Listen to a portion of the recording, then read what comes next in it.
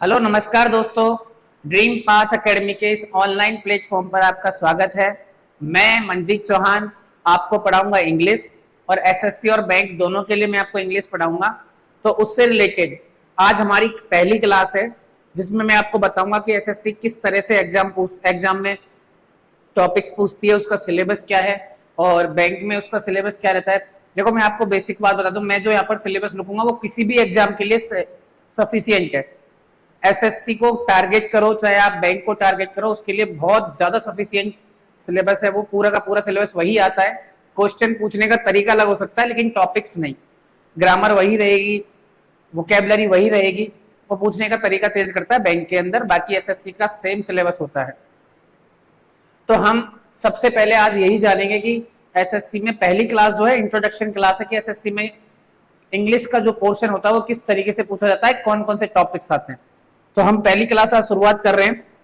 इसमें आपको मैं बताऊंगा कि कौन कौन से टॉपिक्स उसमें पूछे जाएंगे। देखिए, पहली बात तो ये कि हेडिंग लगाएंगे सब सिलेबस।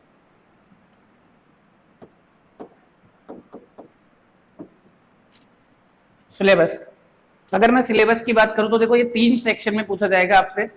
पहला सेक्शन होता है आपका ग्रामर सेक्शन, दूसरा सेक्शन होता है आपका वोकेबलरी सेक्शन, और तीसरा जो सेक्शन है वो आपका है कॉम्प्रीहेंशन सेक्शन। मैं तीनों को डिस्कस कर लेता हूं एक बार। सबसे पहला सिलेबस कितने सेक्शंस में? 3 सेक्शंस में आपसे सिलेबस पूछा जाएगा। ठीक है, चलिए पहला सेक्शन आता है आपका, जिसमें एक मिनट में डबल कलर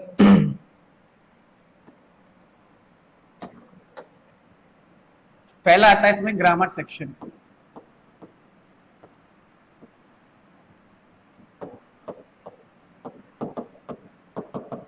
ग्रामर सेक्शन, ठीक है।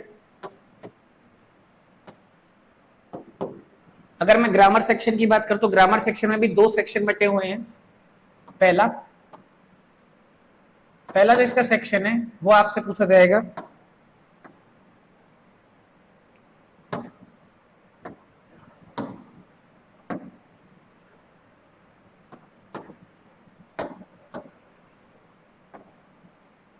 पहले सेक्शन में आपसे पूछा जाएगा टेंस। ठीक है, पहला टॉपिक होगा पहले सेक्शन का ये, टेंस। सेकंड टॉपिक आता है इसी में आपका क्या, कंडीशनल सेंटेंसेस।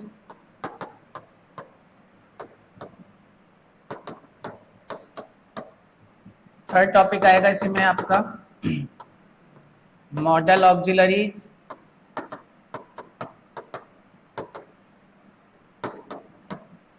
फोर्थ इसी में आपसे पूछा जाता है क्वेश्चन टैग।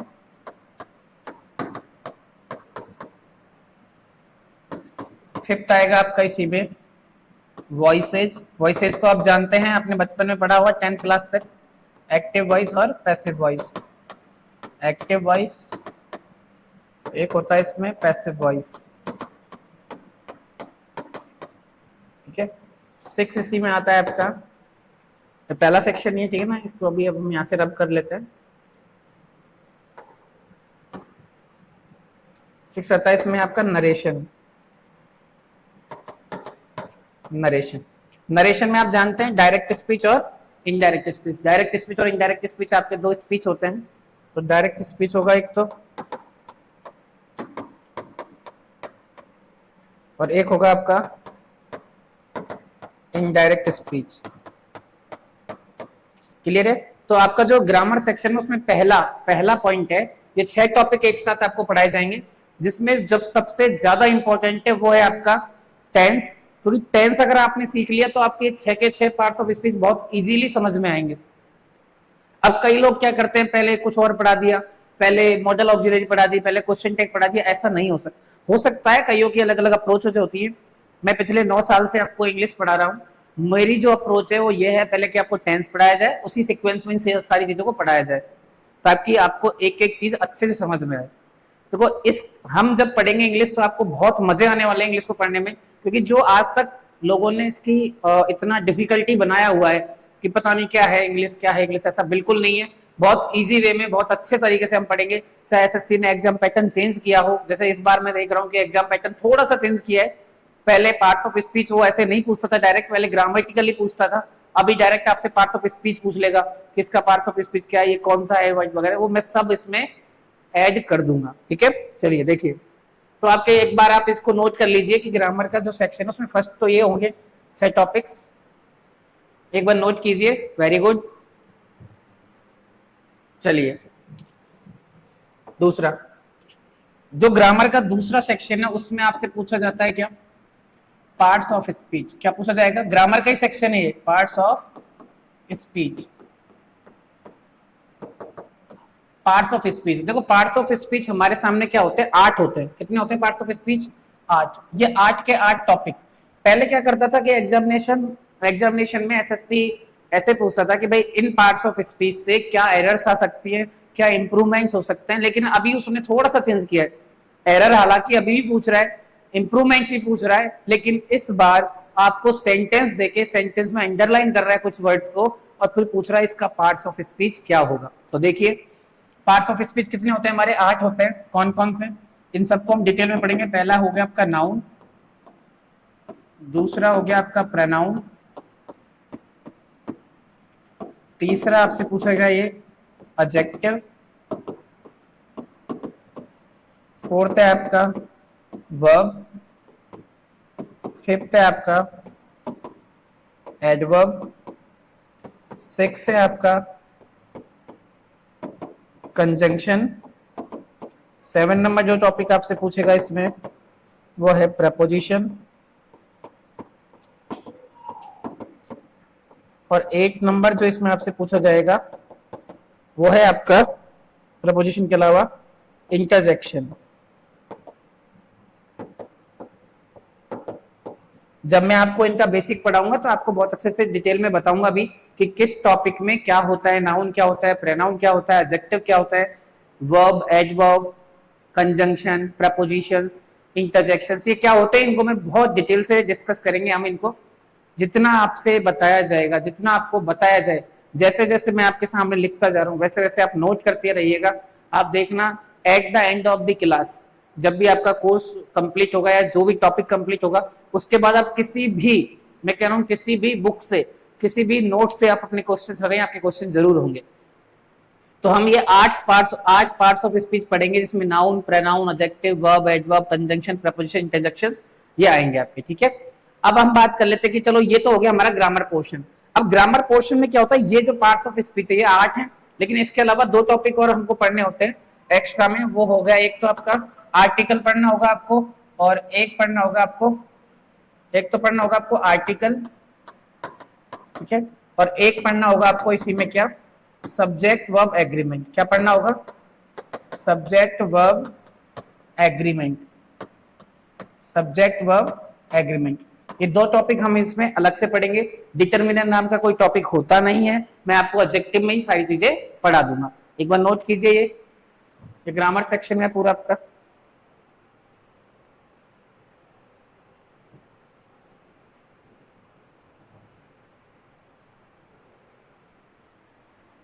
ठीक है, आपने नोट कर लिया होगा, ये सेक्शन को अच्छे से नोट कर लीजिए। तो हमने यहाँ पर ग्रामर सेक्शन डिस्कस कर लिया कि कौन कौन से टॉपिक आपके आने वाले हैं। चलिए फिर हम चलते हैं दूसरे सेक्शन की तरफ। तो दूसरे सेक्शन में हम बात करते हैं कॉम्प्रीहेंशन सेक्शन है आपका। दूसरा जो सेक्शन है सेक्शन 2। कौन सा सेक्शन है आपका, सेक्शन 2, इसका नाम है कॉम्प्रीहेंशन सेक्शन।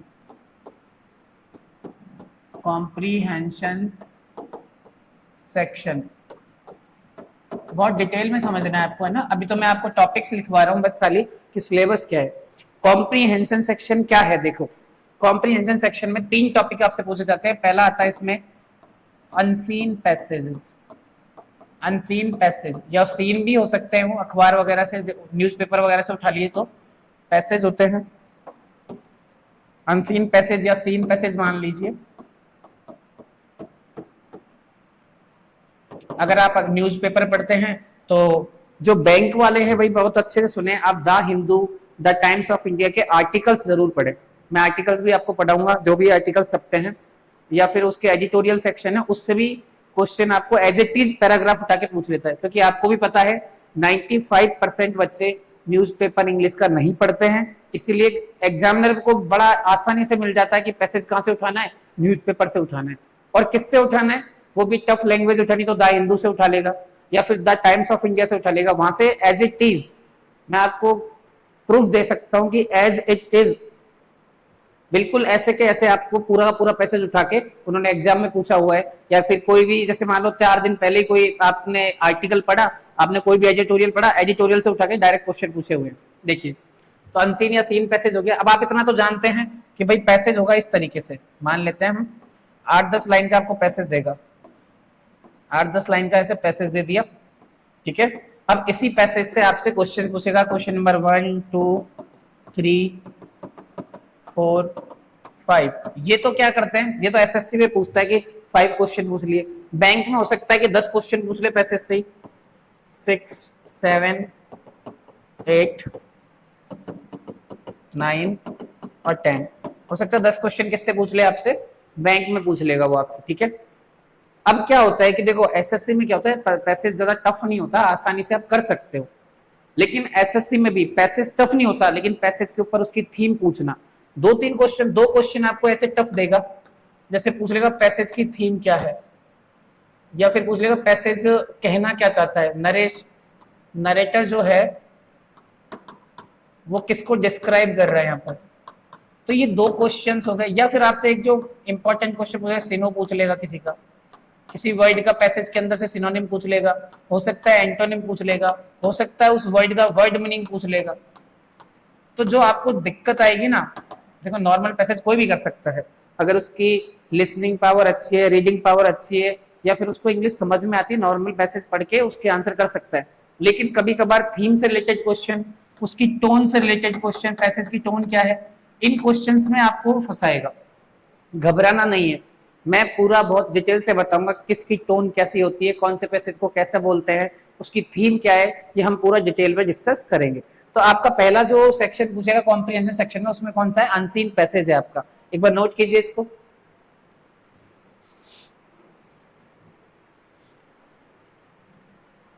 आप नोट्स जरूर बनाएंगे, ठीक है ना, अपने अच्छे से कॉपी नोट्स बनाएंगे, अलग वोकैबुलरी की अलग बनाएंगे, ठीक है। एक बार नोट कीजिए फटाफट से। अभी आपका हम सिलेबस डिस्कशन कर रहे हैं बस, वेरी गुड, आपने नोट कर लिया होगा। नेक्स्ट दूसरा जो सेक्शन है, इसमें दूसरा आपसे पूछेगा क्या, दूसरा इसी में पूछेगा आपसे क्लोज टेस्ट। क्लोज टेस्ट, अब कई बच्चों को पता ही नहीं है क्लोज टेस्ट क्या होता है, कईयों को पता है अच्छे से क्लोज टेस्ट क्या होता है। देखो क्लोज टेस्ट बेसिकली एक पैसेज ही होता है। क्लोज टेस्ट क्या होता है, बेसिकली एक पैसेज होता है। अब पैसेज को तोड़ के, पैसेज को तोड़ मरोड़ के, आपके सामने पैसेज लिखा होगा 8-10 लाइन का, उस पैसेज में से कुछ वर्ड्स को वो हटा देगा। क्या करेगा, कुछ वर्ड्स को वो पैसेज में से निकाल लेगा, फिर आपसे फिल इन द ब्लैंक्स देके उसी क्वेश्चन को पूछेगा कि इसमें क्या आएगा ऑप्शन देके। जैसे मान लो मैं हिंदी में बात करूं, मैंने आपसे कहा कि राम के पिता डैश नाम डैश है, राम के पिता डैश, तो मैं बोला का की के क्या आएगा, तो आप बोलेंगे का। जैसे मैं बता देता हूँ चलो आपको, बेसिकली देखो इस तरीके से पैसेज होता है वो, ये पैसेज की लाइंस लिखी हुई है काफी सारी, मान लेते हैं ये पूरा एक पैसेज लिखा हुआ है इस तरीके से, ये एक पैसेज लिखा हुआ है। अब क्या करेगा, उस पैसेज में से वो यहां से कुछ हटा लिया, सॉरी यहां से कुछ हटाया, यहां से कुछ हटाया, यहां से कुछ हटाया, यहां से हटा दिया और इधर से हटा दिया।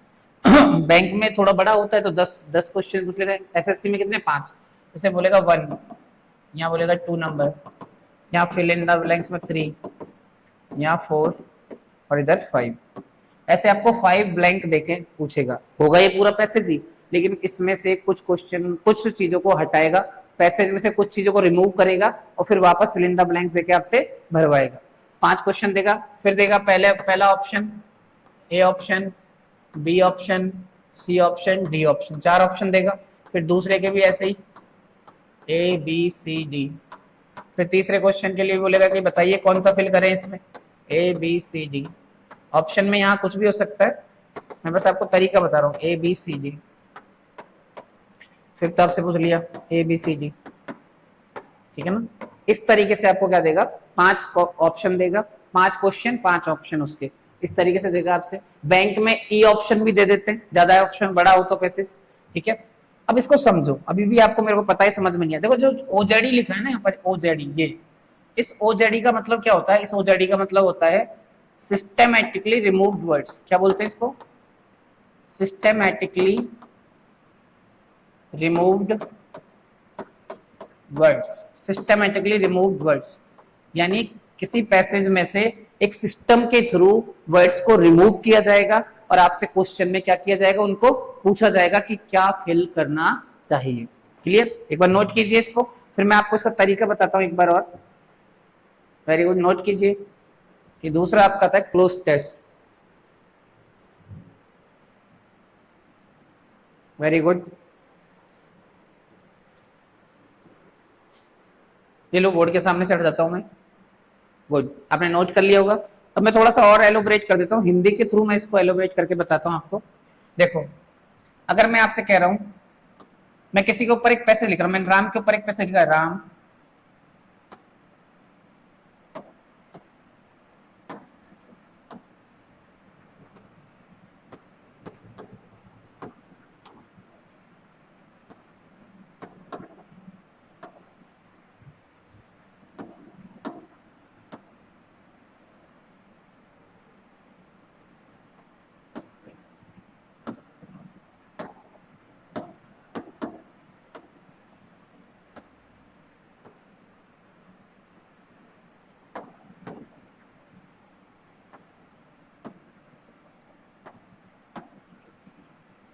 एक मिनट, मैंने ऐसे लिखा, मान लो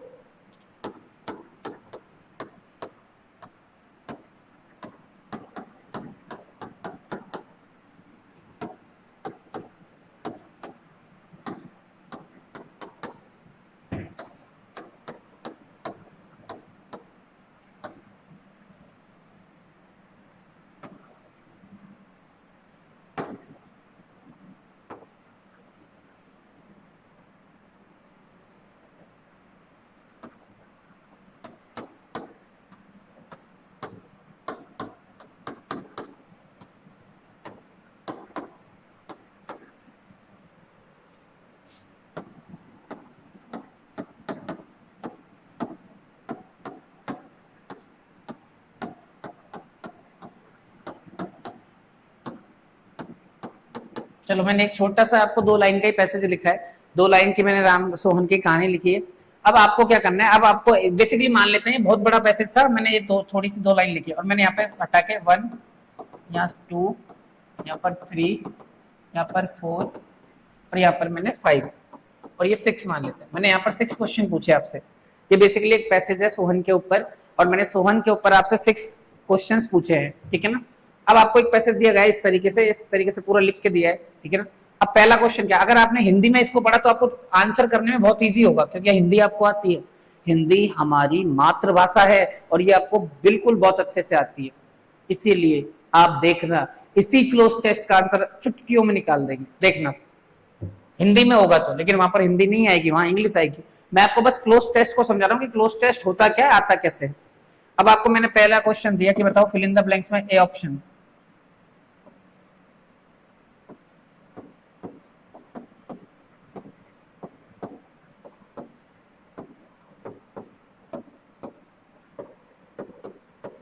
दूसरा क्वेश्चन,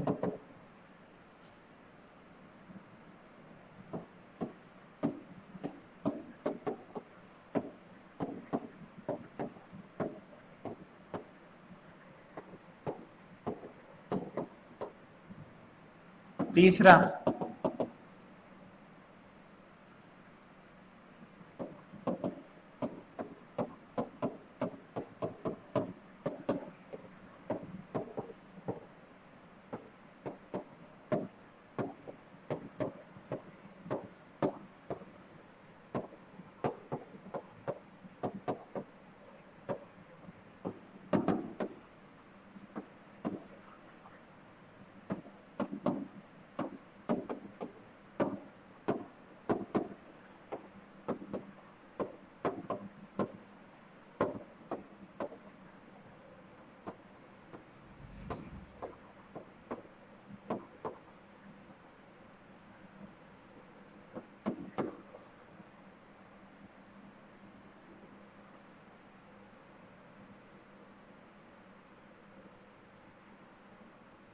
सॉरी, फोर्थ ऑप्शन में थोड़ा सा गलत लिख दिया है।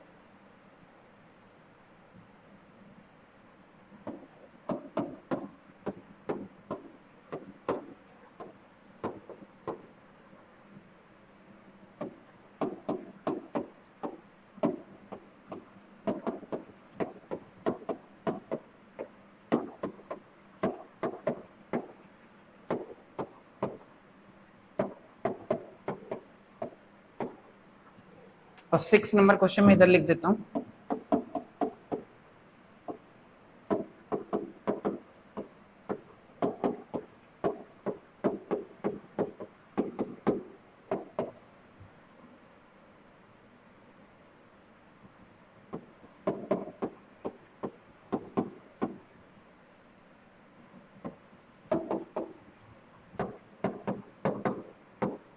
देखिए, आपको मैंने एक पैसेज लिखा, हिंदी में है ये, ऐसे ही same to same cloze test English में आता है।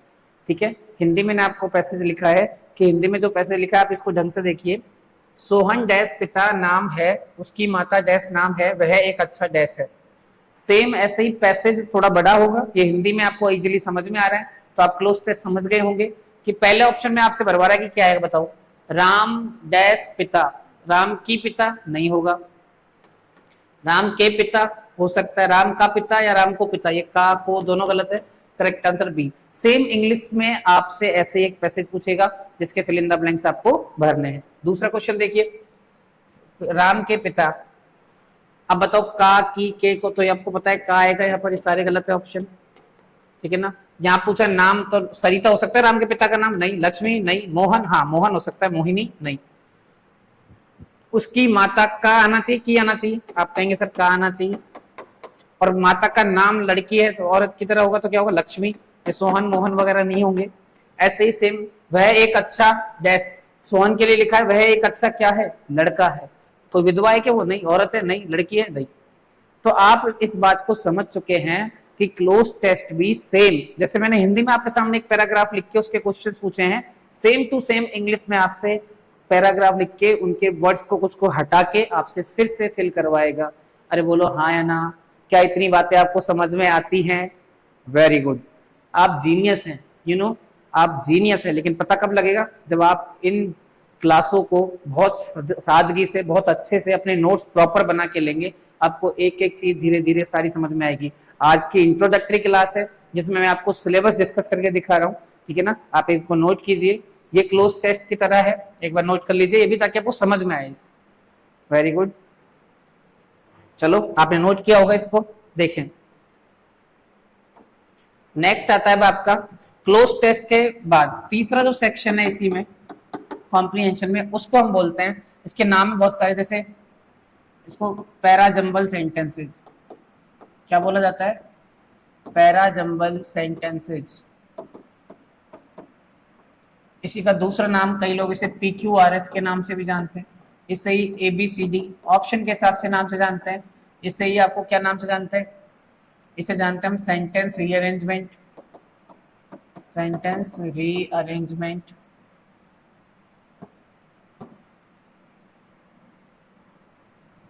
सेंटेंस रीअरेंजमेंट, ठीक है ना, इस टाइप से हम इनको जानते हैं। इस पोर्शन को, जो तीसरा आपका सेक्शन है कॉम्प्रीहेंशन सेक्शन में, जो तीसरा टॉपिक है उसका नाम है पैराजंबल सेंटेंसेज, PQRS या ABCD, या फिर आप क्या कहेंगे इन्हें, सेंटेंस रीअरेंजमेंट। क्लियर है? चलिए देखिए, एक मिनट, शायद लाइट का फॉक्स आ रहा है, मैं इसको एक बार बंद करता हूँ।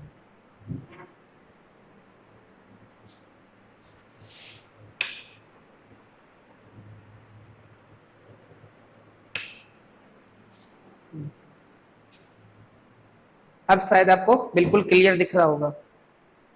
ठीक है, अब बिल्कुल क्लियर दिखा है आपको। चलिए चलिए, सेंटेंस अरेंजमेंट। अब देखो इसमें क्वेश्चंस कैसे आते हैं, इसका पूछने का तरीका अलग है थोड़ा सा, बैंक में थोड़ा सा चेंज करके पूछ लेता है, ठीक है ना, और अलग अलग तरीके से इसके क्वेश्चंस पूछ जाते हैं। एक मिनट रुकिए,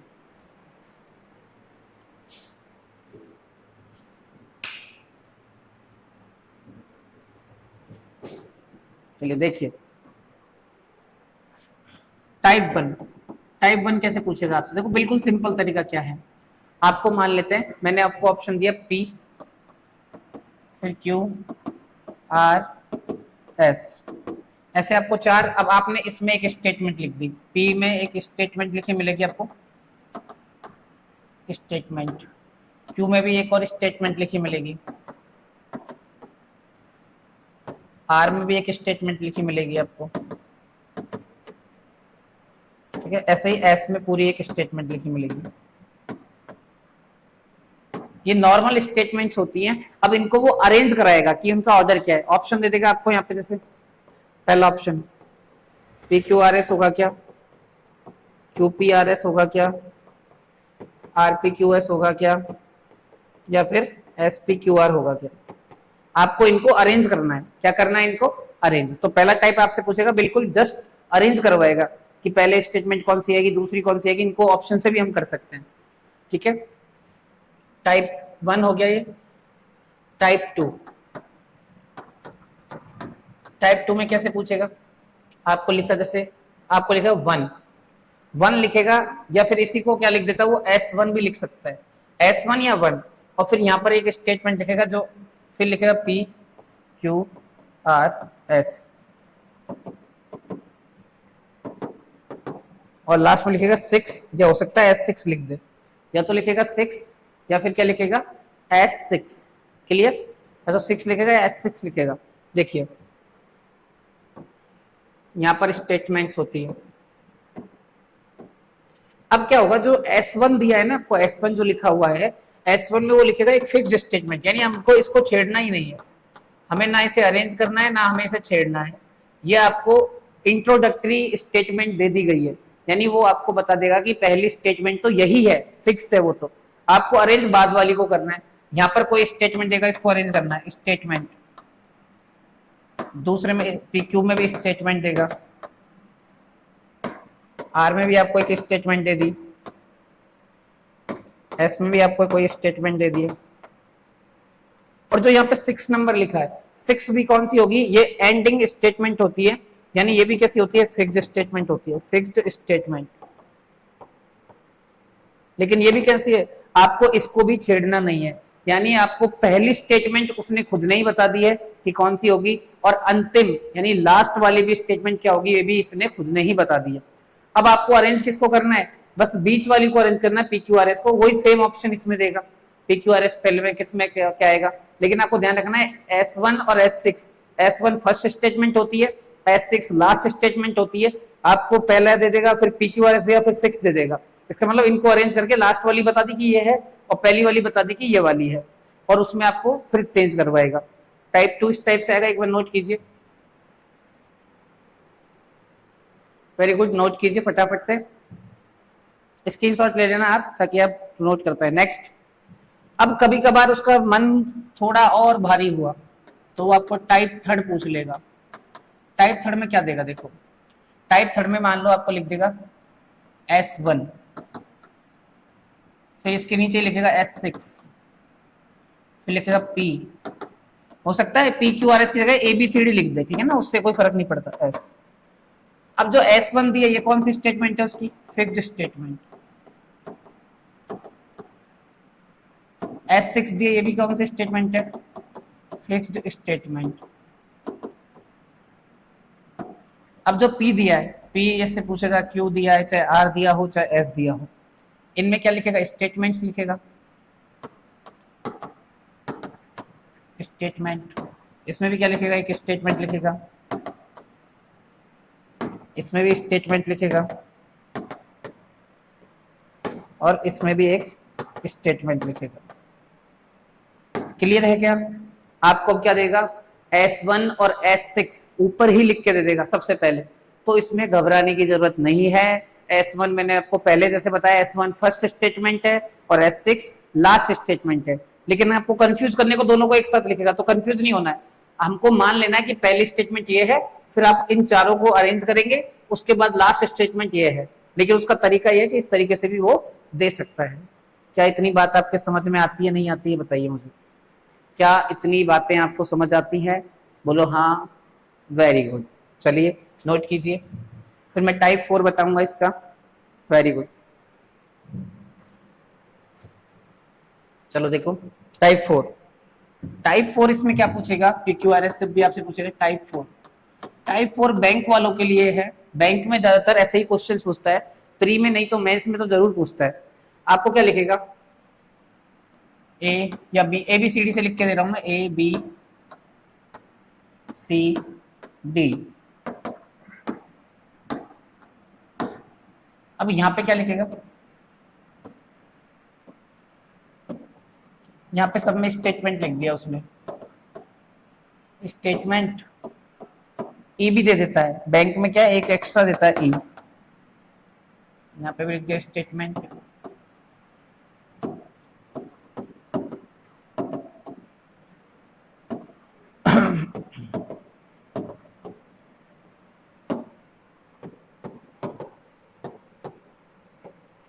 आपको 5 स्टेटमेंट लिख के दी या 4 स्टेटमेंट लिख के दी, हो सकता है एसएससी भी पूछ ले ऐसा। अभी तक ज्यादातर बैंक ने ऐसा पूछा है कि आपको 5 स्टेटमेंट्स लिख के देगा इस टाइप से। अब आपको वो क्या नहीं कर रहा है, अब आपको वो ऑप्शन नहीं दे रहा है इनको अरेंज करने के लिए। आपसे क्या कहेगा वो आपसे कहेगा पहला question, what is the first statement, बस। या कौन सी इनमें से पहली स्टेटमेंट है। आपको ऐसे देखो, ऑप्शन से आपको बताना है कि भाई बी वाला पहले आएगा, सी पहले आएगा, डी आएगा, ई आएगा, ए आएगा। ऐसे ही सेम 5 क्वेश्चन पूछ लेगा। What is the fourth statement, what is the fifth, what is the second, what is the third. आपसे ऐसे पूछेगा। यानी अब आपको, जैसे हमको क्या है, ऑप्शन मिल जाते हैं ना। जैसे मान लो मैंने आपको ऑप्शन दे दिया कि इनको अरेंज कीजिए बहुत इजी होता है इनको, क्योंकि आपको कंजंक्शन पेयर से मिल गया, या फिर कोई कनेक्शन मिल गया, या कंजंक्शन का कोई कनेक्शन मिल गया, प्रेपोजिशन का मिल गया, सब्जेक्ट वर्ब का मिल गया। तो आप क्या करते हैं कि ऑप्शन से उसको ढूंढ लेते हैं आराम से कि इसके बाद ये आएगा, इसके बाद ये आएगा, तो ऑप्शन में देख लेंगे किसके बाद आ रहा है। वो पेयर बन जाते हैं कि जैसे सी और डी एक साथ आएंगे, तो हम ऑप्शन में ढूंढ लेते हैं कि सी और डी एक साथ आएंगे। लेकिन बैंक थोड़ा सा आपको घुमाएगा थोड़ा सा आपको घुमाएगा और घुमा के पूछेगा इस क्वेश्चन को कि बताओ कि इनमें से पहली कौन सी है, दूसरी कौन सी है, तीसरी कौन सी है, चौथी कौन सी, इस टाइप से। मतलब आपको ऑप्शन मिलेगा और आपसे ऐसे पूछेगा बताओ कौन सी स्टेटमेंट पहली है, दूसरी है, थर्ड, तीसरी। ठीक है, तो ये 4 टाइप में आपसे PQRS पूछा जाएगा। पैराजंबल सेंटेंस पूछा जाएगा, सेंटेंस अरेंजमेंट, रीअरेंजमेंट जो इसका नाम है, आपसे ये पूछा जाता है। एक बार नोट कीजिए 4 टाइप भी। वेरी गुड, आपने नोट कर लिया होगा। साथ के साथ देखो, नोट करते चले। आप इस वीडियो को पॉज करें, पॉज करके देखें स्क्रीन पर क्या लिखा है, उतारे उसको, नोट कीजिए। क्योंकि a well beginning is a half done. मेरे सेंटेंस को समझना, मैंने जो फ्रेज बोली है वो ये है, a well beginning is a half done, कि अच्छी शुरुआत ही किसी चीज का आधा अंत होती है। जैसे आपने आपने तैयारी के लिए अच्छी धमाकेदार शुरुआत की है, तो ये मान के चलिए आपके सिलेक्शन में आधा काम हो चुका है। क्लियर, देखिए, तो 4th टाइप ये लिख लीजिए। अब हम बात करते हैं कि दूसरा हमने पढ़ लिया कि कॉम्प्रीहेंशन सेक्शन में 3 टॉपिक आते हैं। पहला कौन सा हुआ, पहला हमारा देखिए, मैंने पहला कौन सा हुआ, अनसीन पैसेज या सीन पैसेज। दूसरा हुआ क्लोज टेस्ट, फिर मैंने आपको एग्जांपल दिया। उसके बाद फिर मैंने बताया आपको PQRS में 4 टाइप के होते हैं। ये इस टाइप से मैंने आपको चारों टाइप डिस्कस कर लिए। ठीक है, अब देखिए, अब आता है इसका तीसरा, जो सबसे इंग्लिश का सबसे इंपॉर्टेंट सेक्शन, सबसे ज्यादा पूछे, मतलब अगर आप इसको नहीं तैयार करते हैं तो आप इंग्लिश को क्रैक नहीं कर पाएंगे। 2 सेक्शन आपका ग्रामर और कॉम्प्रिहेंशन सेक्शन हो गया। अब जो बहुत ज्यादा रोल निभाने वाला है उसका नाम है वोकैबुलरी। कौन सा सेक्शन है, तीसरा सेक्शन है आपका वोकैबुलरी सेक्शन। वोकैबुलरी सेक्शन आपसे क्या पूछा जाएगा, वोकैबुलरी सेक्शन पूछा जाएगा। क्या पूछा जाएगा भाई, वोकैबुलरी सेक्शन पूछा जाएगा। अब वोकैबुलरी सेक्शन में आपसे कौन कौन से, इससे हमसे 6 टॉपिक्स पूछे जाते हैं, 6, जिसमें पहला आता है आपका, आपसे पूछा जाएगा सिनोनिम्स। क्या पूछा जाएगा, सिनोनिम्स। सिनोनिम्स क्या होते हैं, हिंदी में इसे हम क्या बोलते हैं, पर्यायवाची शब्द। हिंदी में क्या बोलते हैं इनको, पर्यायवाची, पर्यायवाची सिनोनिम्स। और इंग्लिश में हम इन्हें बोलेंगे सिमिलर वर्ड्स। क्या बोलते हैं हम इन्हें, similar words, similar words. English में क्या बोलेंगे हम इसे? Similar words. सिमिलर वर्ड्स कैसे? जैसे आपसे मैंने कुछ एग्जांपल दे रहा हूं, आपको अपनी नोटबुक में इनको नोट करना है और अच्छे से याद भी करके आना है, ठीक है? अच्छे से आप इनको याद भी रखेंगे। पहला मैंने लिखा आपसे, सॉरी, मैंने लिखा बिग। बिग का आपको मतलब पता है, बड़ा होता है। अब इसके सिनोनिम पूछ लेगा, जो एग्जाम ज्यादातर पूछता है, मैं वो सारे लिखता हूँ। बिग को हम बोल सकते हैं क्या? लार्ज, सब जानते हैं इतना तो। इसको हम बोल सकते हैं ह्यूज, इसको हम बोल सकते हैं कॉलोजल, इसको हम बोल सकते हैं इनॉर्मस, इसको ही हम बोल सकते हैं क्या? इनॉर्मस, मैसिव, इसका एक सिनोनिम मैमथ, इसको ही बोलते हैं क्या? जायंट, इसको ही हम बोलते हैं क्या? जाइजेंटिक। तो ये सब किसके सिनोनिम्स हैं? ये सारे के सारे बिग के सिनोनिम हो गए। आप अपनी कॉपी में जरूर नोट करेंगे इनको। सारे के सारे किसके सिनोनिम है? बिग के। दूसरा मैं सिनोनिम आपको लिखा, मैंने लिखा माइजर। माइजर आप सब जानते हैं क्या होता है? माइजर कंजूस। माइजर कौन होते हैं? कंजूस, मक्खी चूस। माइजर, माइजर के क्या हो गए? माइजर हो गया क्लोज फिस्टेड, हो गया जो अपनी मुट्ठी को बंद रखे, खर्च करे नहीं पैसे, क्लोज फिस्टेड। और क्या हो गया? माइजर, क्लोज फिस्टेड। और हम अब फ्रूगल, क्या बोलते हैं हम इसे? फ्रूगल। इसी को हम बोलते हैं इकोनॉमिकल, इकोनॉमिकल। इसी को हम बोलते हैं निगार्ड, निगार्ड। इसी को हम बोलते हैं स्पेंथ्रिफ्ट, सॉरी, इसी को हम क्या बोलेंगे? Miser, close fisted, frugal, economical, niggard, stingy. क्या बोलेंगे हम इसी को? स्टिंजी। तो ये सारे किसका मतलब है? इन सब का मतलब होता है कंजूस। थर्ड मैंने एक और लिखा आपको, पायस। पायस क्या होता है बताइए? वेरी गुड, पवित्र। आप बहुत टैलेंटेड है, मैंने कहा ना जीनियस लोग हैं आप। पायस, पायस का मतलब क्या हो गया? पवित्र। पायस का मतलब क्या हुआ यहाँ पर? पवित्र। पायस जैसे मैंने लिखा होली, ठीक है ना, प्योर, सैक्रेड। ये सारे किसके सिनोनिम्स हो गए? पायस के हो गए। ऐसे मान लो मैंने फोर्थ एक और लिखा आपको यहाँ पे, हॉटी। हॉटी, हॉटी क्या होता है? घमंडी। तो घमंडी और किसको बोलते हैं हम? एरोगेंट। किसको बोलेंगे? एरोगेंट। और किसको बोलेंगे? Haughty, arrogant. और बताइए? Supercilious, supercilious, vainglorious, vainglorious. और ओवरविनिंग, ठीक है ना। ये सारे क्या है? घमंडी, एरोगेंट, हॉटी, सुपरसीलियस, वैन ग्लोरियस, ओवरविनिंग। ये सब किसके हो गए? ये सारे के सारे आपके किसके सिनोनिम हो गए? ये सारे के सारे हॉटी, घमंडी के। एक और मैंने लिखा छोटा सा, यहाँ पे लिख देता हूँ 5। आपको 5 के 5 लिखने हैं और आपको याद भी करने हैं, बार बार बोलने भी हैं। पांचवा है आपका, जैसे मैंने लिखा लेजी। लेजी जानते हो ना, आलसी। लेजी हो गया। लिथार्जिक, लिथार्जिक हो गया। स्लगिस, ठीक है ना।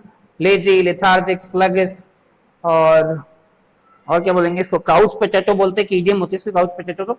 Lazy, lethargic, sluggish, indolent. Indolent ये भी क्या होता है अपने आप में? ये भी लेजी होता है। एक बार नोट कीजिए सिनोनिम्स। वेरी गुड, आप नोट कर रहे हैं, मेरे को पता है। आप जो है ना, आप में इतनी हिम्मत है कि आप एक कोर्स को ज्वाइन कर रहे हैं। आप एक कोर्स को एक लंबे तरीके से पढ़ेंगे। देखो ऑनलाइन पढ़ना बहुत कठिन है, क्योंकि ऑनलाइन जब आप पढ़ते हैं तो डिस्ट्रैक्शन बहुत है। आपका इंस्टाग्राम का नोटिफिकेशन आएगा, आपका व्हाट्सएप का नोटिफिकेशन आएगा, आपके फ्रेंड के कॉल आएंगे, आपके घर से कॉल आएंगे। लेकिन इन सबको अगर आपने इग्नोर किया, अवॉइड किया, उसके बाद आपने अपनी पढ़ाई को किया, तो यकीन मानिए आपने A to Z क्लासेस ली हैं, तो आपका सिलेक्शन श्योर है। आपका सिलेक्शन श्योर है, ठीक है। अभी हम देखो, आज हम क्या कर रहे हैं? आज हम सिर्फ और सिर्फ सिलेबस डिस्कशन कर रहे हैं।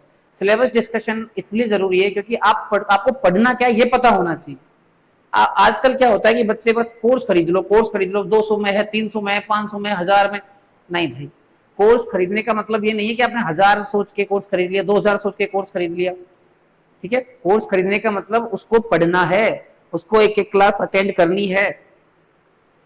क्यों किया आपको लोगों ने कोर्स सस्ता? ये किसी बारे में जाना कभी?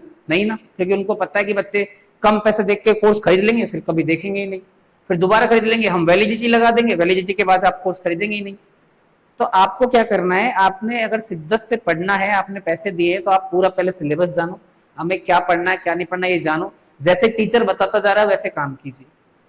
ठीक है, सिलेक्शन सिर्फ आपका आप ही करवा सकते हैं, हम सिर्फ आपको गाइडेंस दे सकते हैं, मैं आपको पढ़ा सकता हूं, लेकिन सिलेक्शन आपका आपके हाथों में है। क्लियर?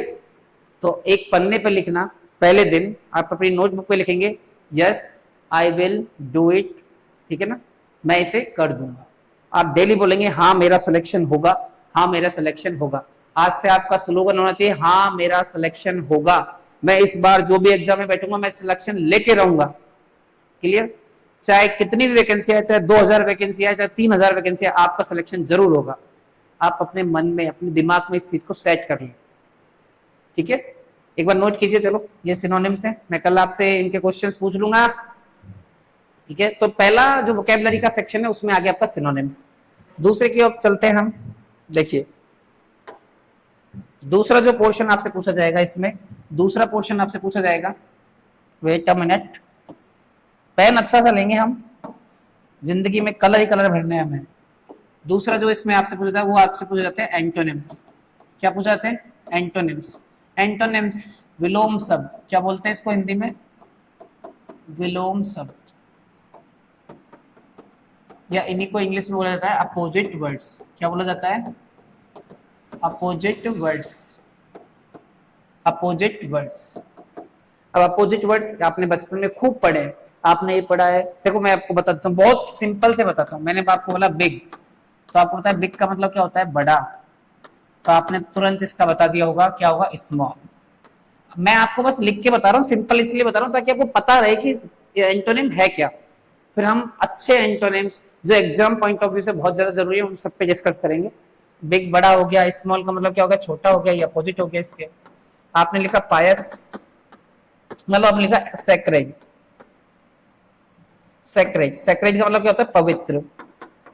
तो आपसे इसका पूछा सैक्रिलेज, ऐसे सैक्रेड का क्या पूछ लेगा? इम्पायस। क्या आ जाएगा आंसर? इम्पायस, अपवित्र। सैक्रिलेज भी बोलते हैं इसे, अपवित्र हो गया। मैंने एक और लिखा, मैंने आपसे बोला हम्बल। हम्बल जानते हो ना, विनम्र आदमी। एक होता है रूड, रूड जानते हो, जो चिड़चिड़ा टाइप का, ठीक है ना। अब लिख लेना रूड का मीनिंग हिंदी क्या है। फोर्थ मैंने आपसे लिखा माइजर। माइजर आपको पता है क्या होता है? कंजूस।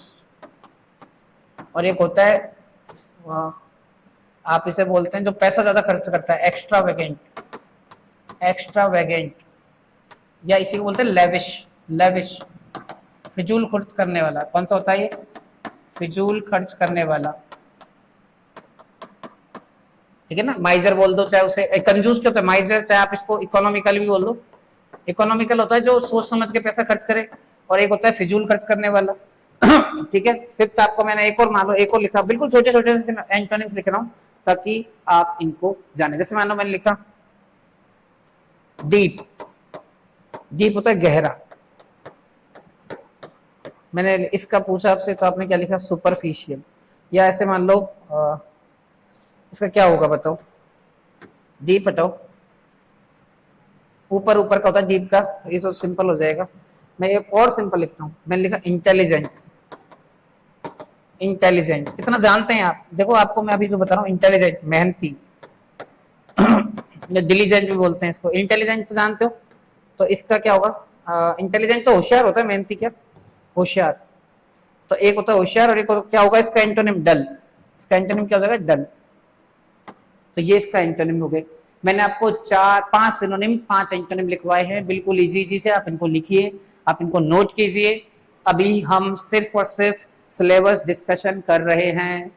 अभी हमने कुछ पढ़ाया नहीं है, आपको अभी पहले सिलेबस को डिस्कस करना है, सिलेबस में किस तरह के क्वेश्चंस आते हैं, हमें कैसे अटेंड करना है, ये सारी चीजें आप आज जानेंगे। और अभी तक आपको मैंने 2 सेक्शन कंप्लीट करवाए हैं, एक तो ग्रामर सेक्शन की कौन कौन से टॉपिक आएंगे उसमें, और एक करवाया आपका कॉम्प्रिहेंशन सेक्शन, और तीसरा सेक्शन हमारा आपका भी चल रहा है जिसका नाम क्या है, वोकैबुलरी सेक्शन, जिसमें हमने दूसरा पॉइंट जान लिया एंटोनिम्स। क्लियर, नोट कीजिए। वेरी गुड, इसका स्क्रीनशॉट ले लीजिएगा, ठीक है।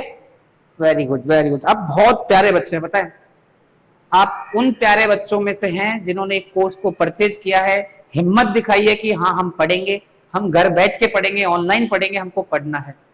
मैं इतनी गारंटी आपको दे सकता हूं कि आप इस कोर्स को पूरा अच्छे से देखें, देखने के बाद आप किसी भी एग्जाम में बैठे, चाहे वो छोटे लेवल का हो चाहे बड़े लेवल का हो, आपको इंग्लिश से निराशा नहीं मिलेगी, आप किसी भी क्वेश्चन को करने के लिए रेडी। हाँ, इसमें first grade, second grade, third grade, उनके क्वेश्चन थोड़े से अलग होते हैं, लेकिन आप एक बार इसको देखें अच्छे से पूरे कोर्स को।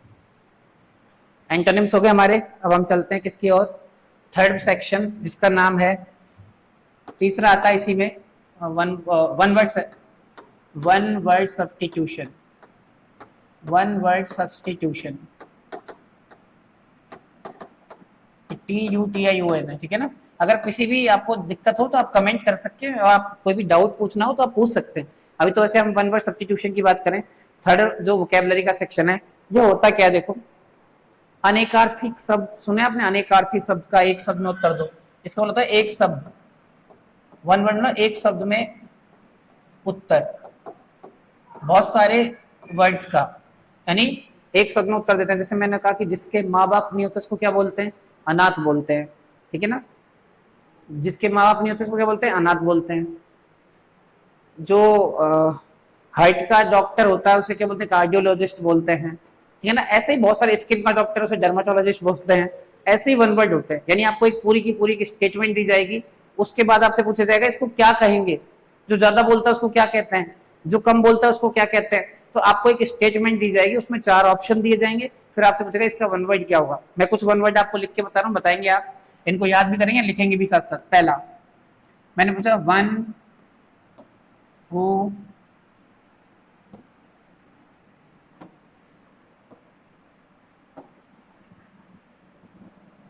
one who kills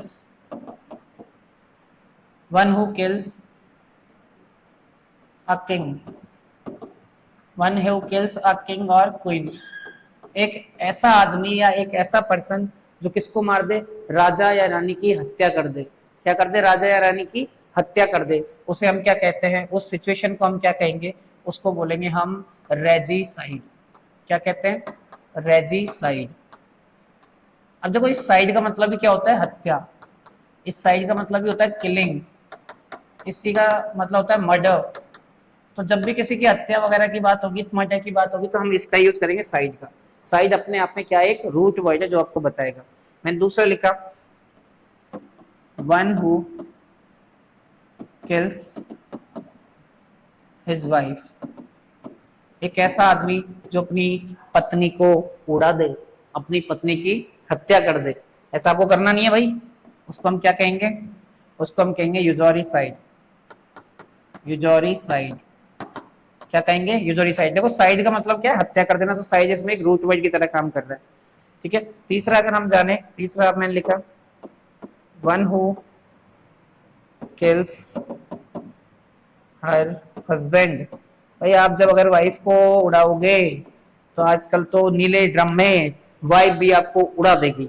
तो जब वाइफ आपकी हत्या कर दे, आपकी वाइफ आपको मार दे, तो उसको हम क्या कहेंगे, उसको हम कहेंगे, क्या कहेंगे बताओ, उसको हम करेंगे मैरिटिसाइड। क्या कहेंगे, मैरिटिसाइड। वाइफ आपको मारे तो क्या होगा, मैरिटस, मैरिटस होती है हस्बैंड के लिए मैरिटस, और मैरिटिसाइड होगा वो, ठीक है। अगर आपने अपनी माँ की हत्या की, one who kills one his mother, तो उसको हम बोलते हैं मैट्रीसाइड। क्या बोलते हैं उसे हम, मैट्रीसाइड। पिता की हत्या को क्या बोलेंगे, one who kills his father या वंस फादर लिख सकते हैं सब में हम, मैंने हिज लिखा यहाँ पे, तो इसको बोलेंगे हम पैट्रिसाइड। क्या बोलेंगे? पैट्रिसाइड। मैंने अभी आपको 5 वन वर्ड लिखे हैं, ज्यादा नहीं लिखे क्योंकि मुझे सिलेबस पूरा डिस्कस करना है। आप इन 5 वन वर्ड को ही पढ़ के हैं।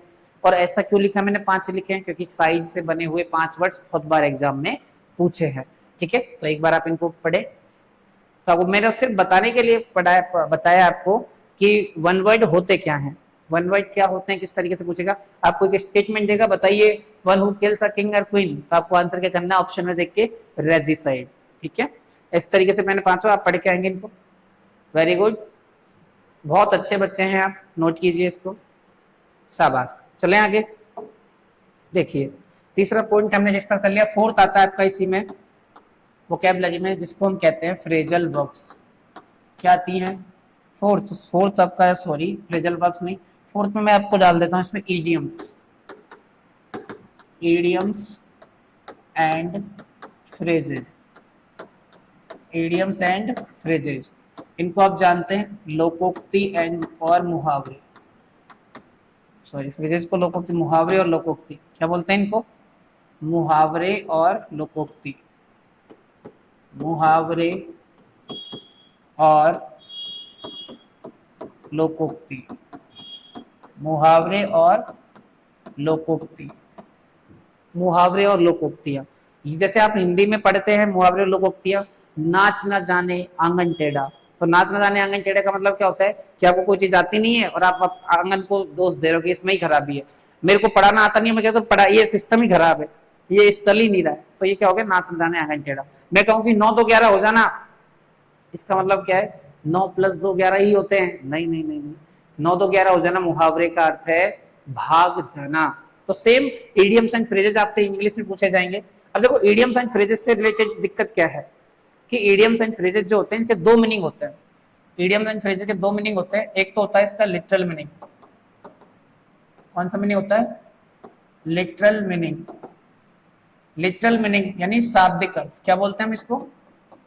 शाब्दिक अर्थ, यानी शब्दों से जो अर्थ निकले, शब्दों से जो अर्थ निकले। जैसे मैंने आपसे बोला 9 2 11 हो जाना, मैं अभी को आपको डिस्कस करके बताऊंगा। और एक होता है इसका इम्प्लाइड मीनिंग। कौन सा होता है? Implied meaning. इम्प्लाइड मीनिंग क्या होता है? भावार्थ। इम्प्लाइड मीनिंग क्या होता है इसका? भावार्थ, जो भाव से अर्थ निकले, जो आपका फिक्स मीनिंग है, जो इसका फिक्स अर्थ है वो निकले। तो अब जैसे मैंने आपसे, मैंने एक एग्जांपल दिया आपको, मैंने ऐसे लिखा 9 2 11 हो जाना, 9 2 11 हो जाना। ये तो मैंने हिंदी में लिखा आपको, वहां पे इंग्लिश में आएगा तो 9 2 11 हो जाना। इसके 2 मीनिंग होते हैं, या तो पहला शब्दों से जो अर्थ निकल रहा है वो क्या है, 9 + 2 = 11। और इम्प्लाइड मीनिंग क्या है इसका? इम्प्लाइड मीनिंग इसका है भाग जाना। क्या होता है इसका इम्प्लाइड मीनिंग? भाग जाना। तो जो 9 + 2 मैंने यहाँ लिखा है 11 हो जाना, 9 + 2 11 हो जाना क्या है, ये इसका भाव कौन सा है? शाब्दिक अर्थ है। तो आप बताओ इस वाले को सही मानते हो या इस वाले को सही मानते हैं? 9 2 11 हो जाने का कौन सा मतलब सही है? 9 + 2 = 11 या 9 भाग जाना? वेरी गुड, अरे वाह, क्या, अरे वाह सर जी, आपने तो कमाल कर दिया। आपने बोला कि सर 9 + 2 9 2 11 हो जाना, भाग जाना इसका करेक्ट है, और ये वाला आंसर इसका गलत होगा। तो मुझे यहां से पता लग गया है कि इडियम्स एंड फ्रेजेस का शब्दों से कोई लेना देना नहीं होता। इसका जो फिक्स मीनिंग है वही फिक्स मीनिंग होता है। 9 2 11 का फिक्स मीनिंग होता है भाग जाना, भावार्थ है, यही हमको करेक्ट मानना है। ये वाला हमें कभी भी करेक्ट नहीं मानना। हाँ, हिंट के लिए हम यूज कर सकते हैं, लेकिन वो करेक्ट नहीं होगा। क्या ये बात है आपको समझ में आई क्या? भाई इडियम्स एंड फ्रेजेस में 2 मीनिंग होते हैं मुहावरे लोकोक्ति में। एक तो होता है शब्दों से जो अर्थ निकले, जो भी आपने इडियम बोला उसके अकॉर्डिंग जो अर्थ निकला उसको हम क्या बोलेंगे? Literal meaning. और जो आपने क्या किया, क्या किया आपने, वो जो आपने इसका भावार्थ, इसका जो मीनिंग पहले से फिक्स है उसको माना, तो वो कौन सा है? इसका इंप्लाइड मीनिंग है। और इंप्लाइड मीनिंग क्या होता है? भावार्थ होता है, इसी को हम करेक्ट मानते हैं। ठीक है, मैंने आपको एग्जांपल से समझाया है। अब मैं कुछ एग्जांपल्स में आपको इडियम्स एंड फ्रेजेस लिख रहा हूँ, 5 इडियम लिखूंगा, आपको याद करके आनी है, आपको अपनी नोटबुक में बनानी है। फटाफट से इसको नोट कीजिए। वेरी गुड, नोट कीजिए भाई। देखो सिलेबस, अगर आपने सिलेबस को ढंग से पढ़ा है ना, मैं अभी चाहूँ ना तो सिलेबस का आपको पीडीएफ लगा के यहाँ पे दिखा दूंगा, ये आएगा वो आएगा ये आएगा, नहीं भाई। आप नोट कीजिए, आप अपने हाथ से लिखिए, हाथ से लिखोगे, हाथ से लिखा हुआ कभी भी गलत नहीं होता है, हाथ से लिखो आपके माइंड में सेट रहेगा। अब मैं आपको पीडीएफ दे दूं कि पीडीएफ में देख लो सिलेबस क्या है, नहीं भाई। आप एक एक चीज को अपने जहन में उतारिए, नोट कीजिए किस तरीके से क्या पूछा जाता है, पता तो होना चाहिए ना, इसलिए मैंने आपको पूरा बताया वोकैबुलरी का। ये वेरी गुड, आपने नोट कर लिया। नेक्स्ट देखें, अब मैं कुछ इडियम्स लिख रहा हूं आपको। पहली इडियम मैंने जैसे लिखी, इंग्लिश में कैसे आएगी, मैंने पहला लिखा once, sorry, once in a blue moon, सुना होगा आपने, once in a blue moon, once in a blue moon, ये एक इडियम है। अब इसका मतलब पूछेगा आपसे, इंग्लिश में पूछेगा, हो सकता है किसी भी तरीके से पूछ लेगा, आपको मीनिंग पता होना चाहिए। Once in a blue moon का मतलब होता है, क्या मतलब होता है इसका, ईद का चांद होना। ईद का चांद होना मतलब वेरी रेयरली, इंग्लिश में क्या बोलेंगे हम इसे, वेरी रेयरली, ठीक है। दूसरा मैंने इडियम लिखा, आपको पता होना चाहिए once in a blue moon का मतलब क्या होता है। दूसरा मैंने लिखा flogging, flogging a dead horse, flogging a dead horse. आप मरे हुए घोड़े में मारे जा रहे हो, चाबुक पे चाबुक दे मारा, फिर मारा, फिर मारा, किसी घोड़े को मारना, मरे हुए घोड़े को मारना, बेसिकली ये क्या है, आपका यूजलेस एफर्ट है। कैसा एफर्ट है, useless effort, useless effort, useless effort. किसी चीज में यूजलेस एफर्ट लगाना क्या होता है, flogging a dead horse. Third मैंने लिखा अ वाइट एलिफेंट, अ वाइट एलिफेंट, व्हाइट एलिफेंट मतलब सफेद हाथी, ठीक है ना। इसका लेना देना किसी से वर्ड से नहीं, व्हाइट एलिफेंट का मतलब होता है कि, अब बताओ सफेद हाथी पालना क्या होगा, अरे हाथी पालना क्या होता है, एक्सपेंसिव होता है, कोई काम आता है क्या हाथी। अब बोले हाँ सर दांत काम आता है उसको, शादी में काम, कभी कभार, कभी कभार कोई लोग ही बुलाते हैं शादियों में हाथियों को, कोई बुलाता है नहीं बुलाते। कभी कभार कोई राजशाही शादी है, आपको पता है आपकी शादी कैसे होगी, राजशाही होगी कि कैसे होगी, आप हाथी बुलाएंगे नहीं बुलाएंगे। तो व्हाइट एलिफेंट का मतलब कोई ऐसी चीज पालना जो महंगी भी है और काम आती है नहीं, यूजलेस हो। यानी व्हाइट एलिफेंट का जो मीनिंग होता है वो होता है very expensive, very expensive and useless. कोई चीज एक्सपेंसिव भी है लेकिन क्या है, या फिर बट यूजलेस। एंड नहीं लिख के यहाँ पर क्या लिखो, बट कॉन्ट्रडिक्शन, बट यूजलेस, ठीक है। फोर्थ मैंने आपको लिखा अ डार्क हॉर्स, क्या लिखा, अ डार्क हॉर्स, DARK, ठीक है ना, डार्क हॉर्स। डार्क हॉर्स क्या होते हैं बताओ, डार्क हॉर्स, डार्क हॉर्स में काला घोड़ा, ऐसा नहीं है, डार्क हॉर्स काला घोड़ा नहीं है। डार्क हॉर्स का देखो, अगर इसको देखोगे डार्क हॉर्स बिल्कुल अंधेरे में घोड़ा, नहीं नहीं नहीं। डार्क हॉर्स का मतलब होता है, जैसे मान लो आप क्लास में बैठे हैं, आप मेरे समीप बैठे हैं, आप मेरी क्लास में बैठे हैं, सारे मेरे सामने बैठे हैं, और इनमें से एक बच्चा ऐसा है, एक बच्चा ऐसा है जो पूरे दिन क्लास में उदम मचाता है, और इसके मारा उसके मारा, उधर भागा, क्लास नहीं ले रहा प्रॉपर, ना कुछ कर रहा है, ना आपको पढ़ने दे रहा है, ना किसी और को पढ़ने दे रहा है, ना खुद पढ़ रहा है। एक ऐसा बच्चा है मेरी क्लास में जो ना तो खुद पढ़ रहा है, ना किसी को पढ़ने दे रहा है, ना वो खुद पढ़ता है जाके, कुछ नहीं कर रहा है। लेकिन जब एसएससी का रिजल्ट आया, जब एसएससी का रिजल्ट आया तो उसी बच्चे ने ऑल ओवर इंडिया पहली रैंक मिली उसे, तो उसे क्या कहेंगे, अ डार्क हॉर्स, यानी छुपा रिस्तम, यानी एन, आप इसको बोलेंगे an unknown entry, an unknown entry, या एन अननोन विनर, यानी जो आपने सोचा नहीं वही विनर बन गया। और डार्क हॉर्स मतलब जो आपके सामने तो ऐसे उदम करता था, पढ़ता नहीं था, लेकिन तब रिजल्ट आया तो पता लगा कि तो डार्क हॉर्स है, यानी an unknown entry, an unknown winner, जिसका आपने सोचा नहीं वही क्या हो गया, विनर हो गया, उसको क्या बोलेंगे हम, डार्क हॉर्स, ठीक है। फिफ्थ क्या है इसमें देखिए, फिफ्थ मैंने जैसे लिखा आपको a couch potato, a couch potato, couch potato. और काउच पोटैटो का मतलब क्या होता है, काउच पोटैटो, काउच मतलब होता है सोफा, पोटैटो मतलब आलू, जो सोफे पे पड़ा पड़ा बस पूरे दिन टीवी देख रहा है, आलू खा रहा है, चिप्स खा रहा है, टीवी देख रहा है, चिप्स खा रहा है, टीवी देख रहा है, चिप्स खा रहा है, क्या कर रहा है सारा दिन, बस काउच पोटैटो मतलब एक सोफे पे पड़ा है, आराम से पैर ऊपर कर रखे हैं, सारा दिन टीवी चल रही है, टीवी देख रहा है और चिप्स खाने में लग रहा है आलू की। तो आपको जब बताओ वो आदमी कैसा होगा, वो आदमी होगा very lazy person, a very lazy person. Couch potato क्या होता है, अ वेरी लेजी पर्सन, एक ऐसा आदमी जो बहुत ज्यादा लेजी हो, बहुत ज्यादा लेजी हो, जो पड़े रहे सारा दिन, खाने पीने में ध्यान रहे, कोई काम करने का नहीं है उसे, बस पड़ा रहे, पानी का गिलास उसको ला के दे दीजिए आप तो पी लेगा वरना नहीं पिएगा, तो उसको क्या बोलेंगे, काउच पोटैटो। ये 5 इडियम लिखी है मैंने आपको, 5 की 5 आपको पढ़नी है, याद करनी है, अपनी नोटबुक में लिखनी है, नोट कीजिए। Very good. नेक्स्ट वन, अब हम ईडीएम जान चुके हैं, ईडीएम के बाद हम नए टॉपिक, इसका जो अगला पोर्शन है 5 नंबर, 5 नंबर आपसे पूछा जाएगा क्या, फ्रेजल वर्ब्स। क्या पूछी जाएंगी, फ्रेजल वर्ब्स। फ्रेजल वर्ब्स क्या होती है, देखो फ्रेजल वर्ब क्या होंगी आपकी, फ्रेजल वर्ब होती है आपकी कि आपको कोई वर्ब लिखी होगी और वर्ब के साथ में क्या लिख के देगा, प्रपोजिशन। वर्ब के साथ क्या लिख के देगा, प्रपोजिशन।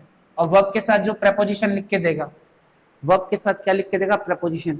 और जैसे जैसे वो प्रपोजिशंस को चेंज करेगा वैसे वैसे उनके मीनिंग भी बदलते जाएंगे। तो जैसे लाइक मैंने वर्ब के साथ प्रपोजिशन दिया, उसका एक अलग ही मीनिंग होगा। जैसे मान लो मैंने लिखा ब्रेक अप, ब्रेक के साथ मैंने अप लगाया तो इसका मतलब है to end a relationship, to end a relationship, to end a relationship, ठीक है।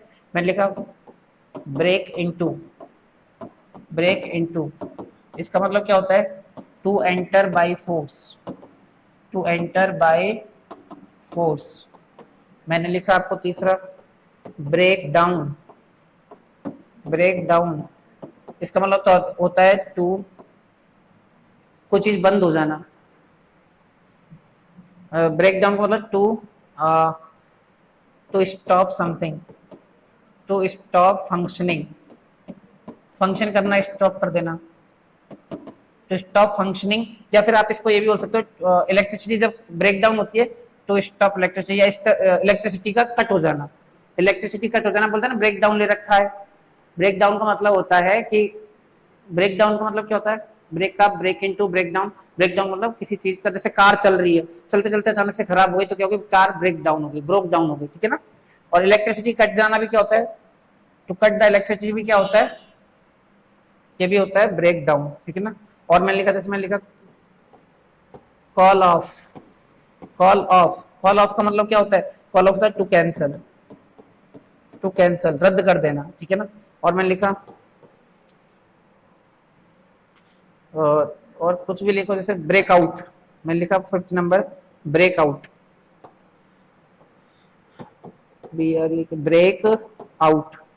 ब्रेकआउट का मतलब क्या होता है, कोई चीज अचानक से फैल जाना, ब्रेकआउट कोई चीज बड़े लेवल पे अचानक से फैल जाना, यानी जैसे कोरोना क्या हुआ, अचानक से पूरे देशों में फैल गया, अचानक से पूरे भारत में फैल गया। ब्रेकआउट मतलब टू स्प्रेड रैपिडली, तेजी से अचानक से फैल जाना, to spread suddenly, rapidly suddenly, ठीक है ना, तेजी से अचानक से फैल जाना। तो ये क्या है, ये सारी की सारी आपकी क्या हो गई, फ्रेजल वर्ब्स हो गई। ऐसे ही हम सारी पढ़ेंगे, ब्रेक को लेके, कॉल को लेके और ब्रिंग को लेके, ठीक है ना। एक बार नोट कीजिए आप, ये सारी की सारी फ्रेजल वर्ब्स होती हैं, ये भी आपका टॉपिक में है, आपसे फिल इन द ब्लैंक्स में पूछी जाएंगी, नोट डाउन कीजिए। वेरी गुड, बहुत अच्छे बच्चे हैं, अब सारी चीज आपने नोट की है, वेरी गुड। अब हम इसका लास्ट जो, लास्ट सिलेबस का लास्ट टॉपिक, लास्ट वोकेबलरी का भी लास्ट टॉपिक, वो है आपका 6 नंबर। और ये है आपका क्या, ये है आपका, आपसे पूछा जाएगा क्या, स्पेलिंग, स्पेलिंग टेस्ट। क्या होगा, स्पेलिंग टेस्ट आपसे पूछा जाएगा, स्पेलिंग टेस्ट। क्या पूछा जाएगा आपसे, स्पेलिंग टेस्ट पूछा जाएगा, दोनों तरीके से, दोनों तरह से आपसे स्पेलिंग टेस्ट पूछा जाएगा।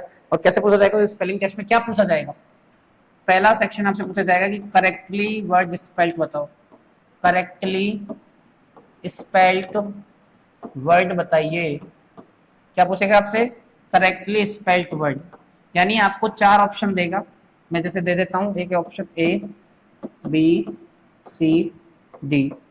मैं अभी आपको एक स्पेलिंग पूछ रहा हूँ ग्रामर की, आपको बताना है ग्रामर की कौन सी स्पेलिंग इसमें करेक्ट है। जैसे मैंने लिखा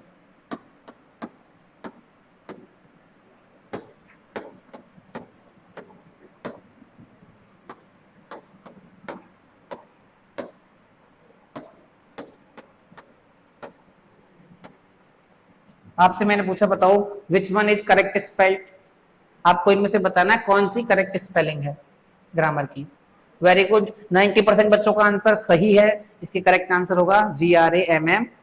मुझे पता है कई बच्चों का आंसर गलत है इसमें, लेकिन आपसे ऐसे नॉर्मल सी स्पेलिंग पूछेगा करेक्ट स्पेल्ड में। मैं इनको डिटेल में डिस्कस करूंगा, लेकिन अभी के लिए इतना ही कि स्पेलिंग टेस्ट में एक तो क्या आ गया, करेक्टली स्पेल्ड वर्ड। दूसरा आपसे पूछेगा इसी में रॉन्गली स्पेल्ड वर्ड। क्या पूछेगा? रॉन्गली स्पेल्ड वर्ड बताइए। रॉन्गली स्पेल्ड वर्ड यानी आपको 4 ऑप्शन देगा वैसे ही, और 4 ऑप्शन में 3 सही होंगे और 1 गलत होगा, उसी के बारे में आपसे पूछेगा। जैसे मैंने लिखा ए ऑप्शन, ए, मैं 4 स्पेलिंग लिखूंगा आपके सामने, उनमें से 3 स्पेलिंग सही है, 1 गलत है। आपको पता नहीं कौन सी सही है, कौन सी मतलब कौन सी गलत है। मैंने लिखा